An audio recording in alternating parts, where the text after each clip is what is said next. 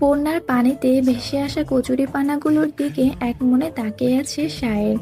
গভীর চিন্তায় সে যেন ডুবে আছে।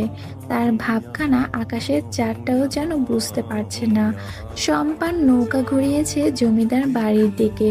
ছইয়ের ভেতরে বিন্দু সহ আরেকজনকে দেখে সায়ের সেদিকে পা বাড়ায়নি। বাইরে এসে ছইয়ের সাথে হেলান দিয়ে দাঁড়িয়ে আছে। কোনো কথাও সে নিজ ইচ্ছায় বলেনি।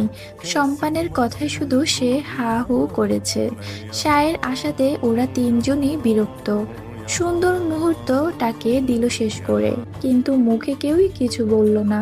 পরীর মাথাটা গরম হয়ে আছে। ইচ্ছা করছে এই ছেলেটাকে এখন ধাক্কা মেরে বন্যার পানিতে ভাসিয়ে দিতে।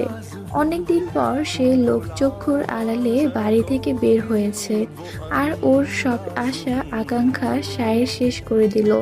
পরীর এসব ভাবনার মাঝে শায়ের বলে উঠল, তোমাদের বিরক্ত করলাম তাই না সম্পান? চৌকিতে তাকালো সম্পান। মুখে সামান্য হাসি ঝুলিয়ে সে বলল, না সাহেব, এইটার তো আমার কাম।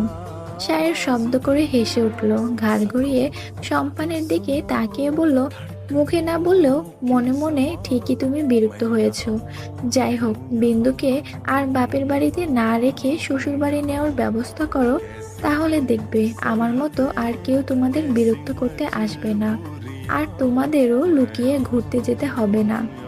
সম্পান চুপ থাকলো, আপন মনে বইটার হাল ধরে সে। পানির কলকল শব্দে মুখরিত হচ্ছে চারিদিক।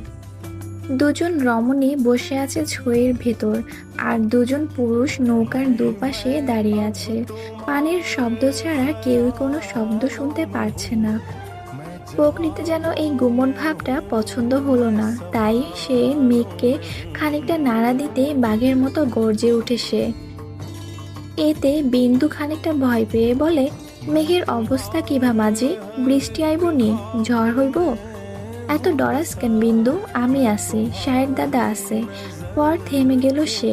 পরীর নামটা আনতে চেয়েও আনলো না। তারপর আমতা আমতা করে সে বলল, মাইয়া মানুষের এত ডরাইলে চলে? বিন্দু জবাব না দিলেও সায়ের জবাব দিল, মেয়ে মানুষ হলো ফুলের মতো নিষ্পাপ, তাদের কোমলতা প্রকাশ পায় তার সুবাসে। ওই পরিস্ফুটিত ফুলকে বিনা অনুমতিতে স্পর্শ করতে হয় না, বিশেষ অনুমতি পত্র নিয়েই তাদের স্পর্শ করতে হয়। যদি কেউ বিনা অনুমতিতে তাকে স্পর্শ করে, তাহলে তার কঠোরত্ব দেখা যায়। বিষাক্ত কাঁটা, যে কাঁটা পার করার সাধ্য কোনো পুরুষের নেই। সেখানে প্রকৃতির এই গর্জন নিছক অতি সাধারণ। মেয়ে নামক ফুলদের কাজ শুধু সুবাস ছড়ানো নয়, মাঝে মাঝে কাঁটার মতো বিষাক্ত ও হতে হয়। একটু চুপ থেকে শায়ের বলল, কি বলো সম্পান? এক্কেবারে ঠিক কইছেন দাদা, আমিও বিন্দুরে সবসময় কই যে একটু শক্ত হও। খালি ভয় পায়, আমি যখন না থাকবো তখন। বিন্দু হুড়মুড়িয়ে উঠে বাইরে এলো, সম্পানকে কথা শেষ করতে না দিয়ে জোরে বলল, তোমারে না কইছি এমন কথা কইবা না? তারপরও কেন এমন কথা কও বারবার? আর মরার কথা কইবা না কইয়া দিলাম। বকা বনে গেল সম্পান। সে বলল, কি আর মেয়েটা বুঝলো কি? তবে সম্পানকে নিয়ে বিন্দু একটু বেশি ভাবে। কতখানি ভালোবাসে সেটা যদি বিন্দু বোঝাতে পারতো, তাহলে নিজেকে শান্ত করতে পারতো। কিন্তু ভালোবাসার পরিমাপ আজ পর্যন্ত কেউই করতে পারেনি, সেখানে বিন্দুও ব্যর্থ। সম্পান বলে, আমি কইলাম কি আর তুই বুঝলি কি? অহং কথা কইস না, কেউ দেখলে খারাপ ভাববো। যা ভিতরে গিয়া বস। রাগে গজরাতে গজরাতে পরীর পাশে গিয়ে বসে। পরী অত কিছু খেয়াল করলো না। ওর মনে শায়েরের কথাগুলো ঘুরছে। মেয়েদের দুটো রূপের কথা সে ফুল দ্বারা বুঝিয়েছে, যা পরীর ভালো লাগলো, তবে মুখ ফুটে কোনো কথা বলল না। এরই মধ্যে সম্পান মাঝে গুনগুন করে গান ধরলো। নদী সম্পর্কিত গানগুলো খুবই সুন্দর হয়, সেরকমই একটা ভাটিয়ালি গান ধরেছে সে। চোখ বন্ধ করে তা অনুভব করছে পরী। 15 বছরের জীবনে সে এই গ্রামটাকে হাতে গোনা কয়েকবার দেখেছে। বাকি জীবনটা বাড়ির চার দেয়ালের মধ্যেই কেটে দিয়েছে। কিন্তু ওর বড় দু বোনের জীবন কিন্তু ওর বড় দু বোনের জীবন ছিল আলাদা। ওরা হেসে খেলে পুরো গ্রাম ঘুরে বেরিয়েছে, ঠিক আর 5টা মেয়ের মতোই। কিন্তু পরীর জীবন কেন আলাদা করে দেখছে মালা তা জানে না সে। মাকে অনেক প্রশ্ন করেও উত্তর মেলেনি। পরীর ভাবনা ছেদ করে চরচর করে বৃষ্টি পড়তে লাগলো। গর্জে উঠলো মেঘ, ঝুমঝুম শব্দ তুলে পানিতে পড়তে লাগলো বাড়িধারা। বিন্দুর ডাকে সম্পান দ্রুত ছইয়ের ভেতরে এসে বসে, কিন্তু শায়ের এলো না। সে বাইরে দাঁড়িয়ে ভিজতেছে দেখে সম্পান বলে, ও দাদা, ভেতরে আইয়া বহেন। এমন থাকলে পুরো ভিজা যাবেন তো।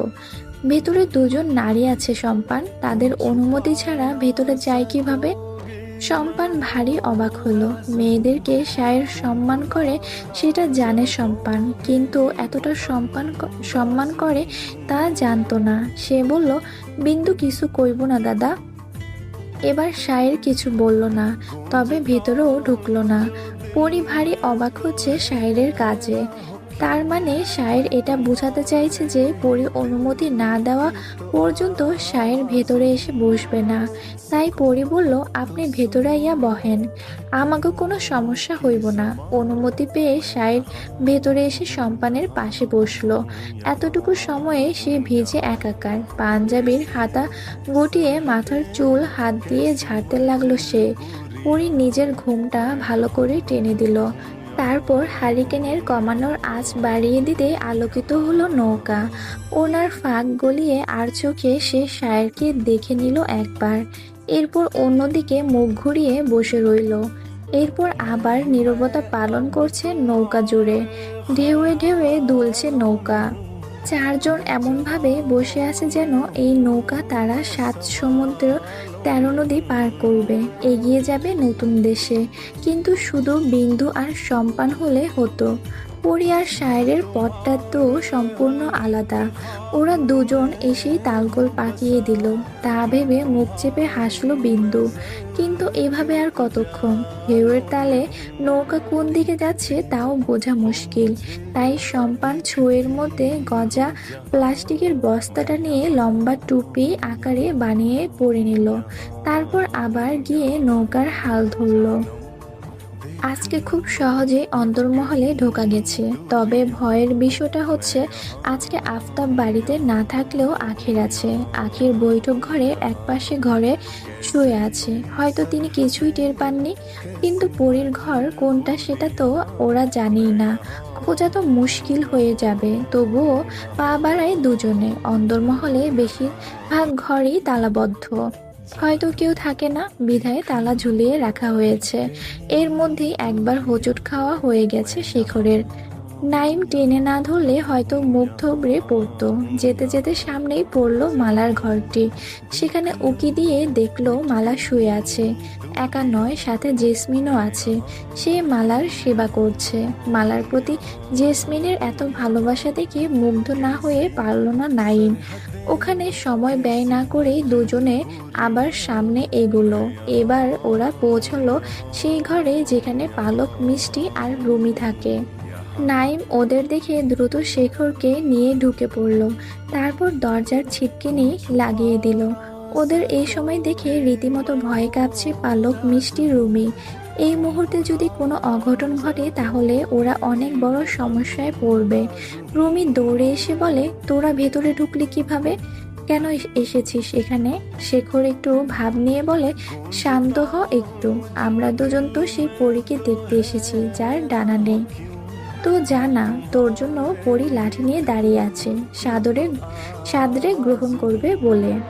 পালক রুমিকে চুপ করিয়ে দিয়ে আস্তে করে বলল, আস্তে কথা বল, কেউ শুনতে পেলে আমাদের খবর হয়ে যাবে।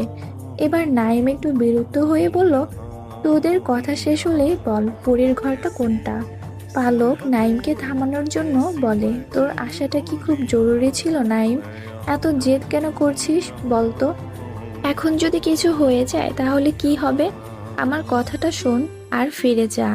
কিন্তু নাইম নাছোড় বান্দা। সে এখন যখন এসেছে তখন পরীর ঘরেই যাবে। তাই ও বলল, তুই না বললেও পরীর ঘর আমি পেয়ে যাব।